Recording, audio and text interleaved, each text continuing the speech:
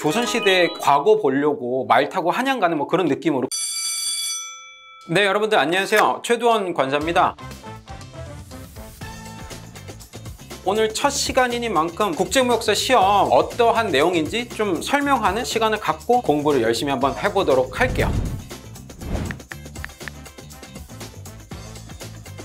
자, 일단 기본적으로 요번에 시험을 보는 방식이 되게 많이 달라졌잖아요. 원래는 국무사 하면 오프라인에서 시험을 봤었는데 이제는 이제 인터넷 베이스드 테스트라고 해서 이제 IBT 방식, 온라인에서 시험 보는 방식으로 바뀌었죠. 예전에는 오프라인에서 물리적 공간에 가가지고 거기서 이제 시험 보고 이러는 방식이었다면 2023년도 5월에서부터 IBT 방식으로 이제 바뀌게 된 거죠. 그래서 지금 요 IBT 방식으로 이제 시험을 볼 때 예스24에 여러분들께서 이제 접속을 해야 되는 거죠. 예스24라고 하는 요 사이트, 마치 국제무역사 접수하고 결제하는 게 콘서트 티켓팅 하는 것처럼 여러분들께서 예스24에 접속해가지고 등록을 하고 결제를 하셔야 된다라고 하는 거죠. 그래서 여러분들 실제로 예스24 접속해가지고 국제무역사 이렇게 검색하잖아요. 그럼 국제무역사 시험 접수하는 링크가 연결이 됩니다. 접수할 때 한 가지 주의해야 될 내용이 뭐냐면, 여러분들께서 이제 무역 아카데미에 회원 가입을 할 때 사용하셨던 그 아이디를 예스24를 통해서 시험 등록할 때 기재를 해야 됩니다. 그게 이제 주의사항인 거고요.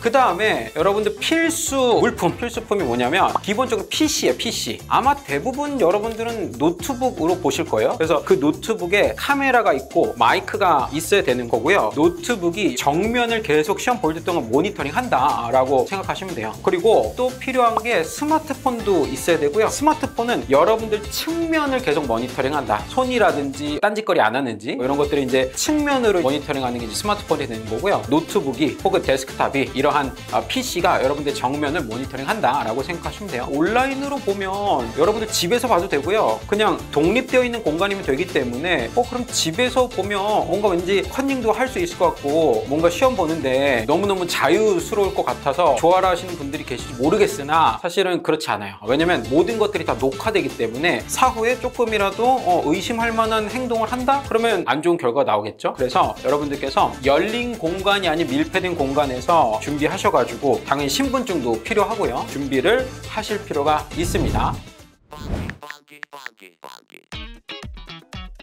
자, 그리고 나서 또 한 가지 까먹으시면 안 되는 게 사전 테스트를 꼭 해야 돼요. 스마트폰이라든지 아니면 PC라든지 이런 것들이 제대로 작동이 되고 있는지 이런 것들도 미리 이제 테스트를 해야 되기 때문에 시험 보기 전날까지는 그 테스트를 해주셔야 돼요. 그래야지 이제 시험을 볼 수 있으니까. 그러니까 이게 이제 시험을 보는 이제 형식적인 측면에서 달라진 거죠. 예전에는 시험 보는 그 횟수도 거의 2번 아니면 3번이었었죠. 거의 대부분 여름방학 혹은 겨울방학 이때 1년에 한 2번 정도 볼 수 있었다면 이제는 한 5회 정도 시험 볼 수 있는 기회가 늘어났죠. 그래서 예전에 시험 2번 볼 때는 진짜 한 번 떨어지면 그 해 다시 붙는 게 사실 쉽지가 않았었어요. 뭐 여름방학 때 한번 지원했는데 떨어졌다가 겨울방학 때 다시 이제 지원해가지고 뭐 붙는다든지 이렇게 1년 안에 이게 시험을 한 번 떨어지면 붙는 게 쉽지가 않았는데 이제는 이제 기회가 많아졌죠. 5번이나 볼 수 있기 때문에 상대적으로 예전보다 이제 기회가 많아졌고요. 그 다음에 또 코로나 때 시험을 못 보신 분들이 되게 많았잖아요. 근데 코로나가 이제 잠잠해질 쯤 해가지고 이제 국제무역사 시험이 다시 활성화가 됐었는데 그때도 당연히 오프라인으로 실시가 됐었어요. 그때 시험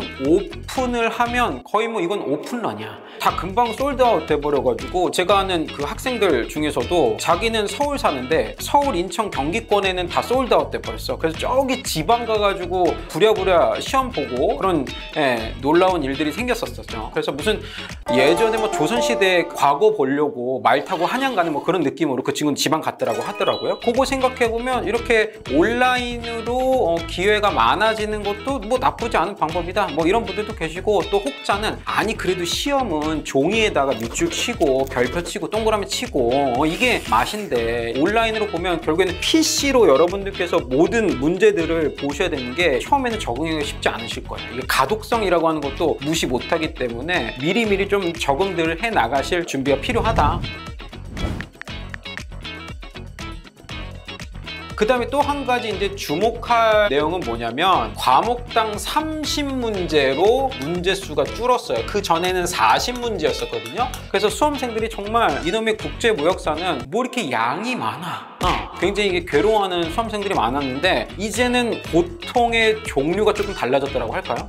그렇다고 절대 만만한 시험이 되진 않았고요. 문제수가 조금 줄긴 했습니다. 과목당 10개씩 줄어가지고 40문제가 이제 줄게 됐죠. 자, 그래서 총 120문제를 120분 안에 풀어야 되니까 문제 하나당 몇 분인 거예요? 1분인 거죠. 그래서 문제 하나당 1분 정도의 굉장히 타이트한 시험이 됐어요. 예전보다 시간의 측면에서 봤었을 때 더 타이트해진 거예요. 예전에는 그래도 1분 조금 넘어갈 수 있을 정도로 시간이 주어졌다면 문제수가 줄어주는 대신에 시간은 더 많이 줄었다. 이런 얘기가 되는 거죠. 그래서 실제로 새롭게 이제 IBT 체제에서 시험을 이제 봤었던 사람들이 한결같이 얘기하기를 더 빡세졌어. 체감 난이도가 더 높아졌다라고 이야기를 하는 거예요. 그 예전에는 문제가 양이 많으니까 점수 깔아주는 문제들이 꽤 됐거든요. 근데 이제는 문제수가 줄어드니까 점수 깔아주는 문제들이 줄었어요. 체감 난이도도 늘어나고 시간도 훨씬 더 부족하고 타이트하다고 느끼는 수험생들이 꽤 많았었어요. 그래서 이렇게 변화된 환경에 우리가 잘 좀 적응을 하려면 진리는 명확하죠. 열심히 공부하는 거.